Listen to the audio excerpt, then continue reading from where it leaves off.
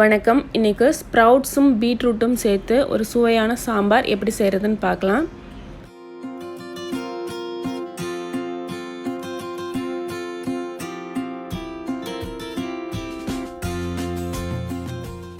நான் இன்றைக்கி இந்த கப்பால் 1 கப் அளவுக்கு பருப்பு எடுத்து அதே கப்பில் 4 கப் அளவுக்கு தண்ணி அளந்து ஊற்றி வச்சுருக்கேன்.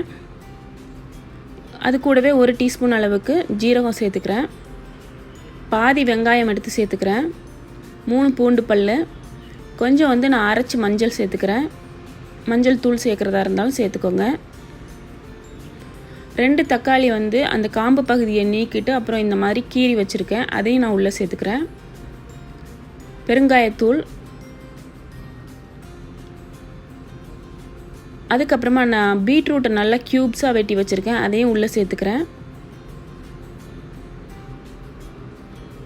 இப்போ இது எல்லாத்தையும் சேர்த்து குக்கர் மூடி 4 விசில் வர வரைக்கும் வச்சு எடுத்துக்கலாம். தண்ணி இதே அளவில் ஊற்றுனீங்க அப்படின்னா இந்த குக்கர்லேருந்து நிறையா தண்ணி பொங்கி வெளியே வராது.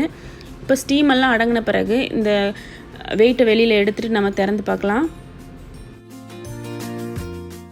இப்போ பார்த்தீங்கன்னா பருப்பு அந்த காய்கறிகள்லாம் நல்லா வெந்து வந்திருக்கு.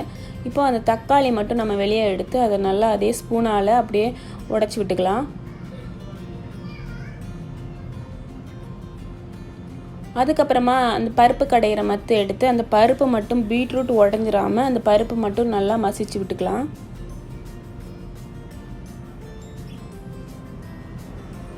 ஒரு எலுமிச்சம்பழம் அளவுக்கு புளி எடுத்து ஊற வச்சுருக்கேன். இது ஒரு அரை கப் அளவுக்கு ஸ்ப்ரவுட்ஸ் எடுத்து வச்சுருக்கேன். ஸ்ப்ரவுட்ஸ் 1 கப் அளவுக்கு சேர்க்குறதா இருந்தாலும் சேர்த்துக்கலாம். என்கிட்ட இன்றைக்கி கொஞ்சமாக தான் இருக்குது, அதனால நான் கொஞ்சமாக சேர்க்குறேன். 2 காஞ்ச மிளகாய், 3 பச்சை மிளகாய், தாளிக்கிறதுக்கு வெந்தயமும் கடுகும் எடுத்து வச்சுருக்கிறேன். கறிவேப்பிலை கொஞ்சம், சாம்பார் பவுடர் 2 டேபிள் ஸ்பூன் சேர்க்க போகிறேன். ஒரு பாத்திரத்தை அடுப்பில் வச்சு எண்ணெய் சேர்த்து எண்ணெய் காஞ்ச உடனே வெந்தயமும் கடுகும் சேர்த்துக்கிறேன். இது நல்லா வெடித்த உடனே நம்ம வெங்காயம் சேர்த்துக்கலாம். வெங்காயம் வதங்கின உடனே நம்ம கறிவேப்பிலை சேர்த்துக்கலாம். அதுக்கப்புறம் பச்சை மிளகாய், காஞ்ச மிளகாய் இதெல்லாம் சேர்த்து நல்லா வதக்கி விடலாம். அதுக்கப்புறம் நம்ம மேஷ் பண்ணி வச்சுருக்க தக்காளியும் சேர்த்துக்குவோம்.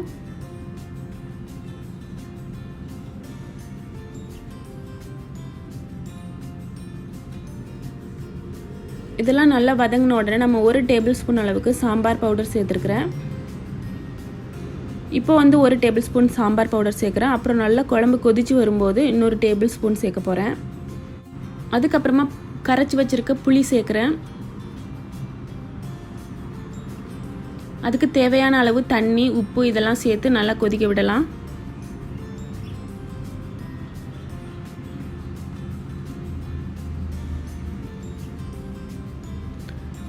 லைட்டாக கொதிக்க ஆரம்பிக்க போது இந்த ஸ்ப்ரவுட்ஸ் இருக்கு இல்லையா, அதையும் சேர்த்துக்கலாம். இப்போ நல்லா மூடி வச்சு நல்லா கொதிக்கிற வரைக்கும் வெயிட் பண்ணுவோம். இப்போ பார்த்திங்கன்னா நல்லா குழம்பு கொதிச்சுட்டு வருது. இந்த நேரத்தில் நம்ம இந்த பருப்பும் பீட்ரூட்டும் வச்சுருக்கோம் இல்லையா, அது சேர்த்துக்கலாம். இது நல்லா கலந்து விட்டு 10 நிமிஷம் வரைக்கும் நல்லா கொதிக்க விடலாம்.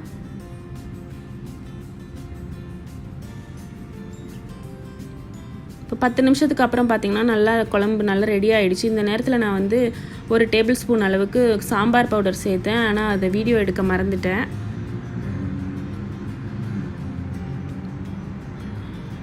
இப்போ நல்லா ரெடி ஆகிடுச்சு. இந்த நேரத்தில் நம்ம கறிவேப்பிலை, கொத்தமல்லி இருந்ததுன்னா அதை சேர்த்துட்டு அதுக்கப்புறம் 1 ஸ்பூன் அளவுக்கு நெய் சேர்த்துக்கலாம்.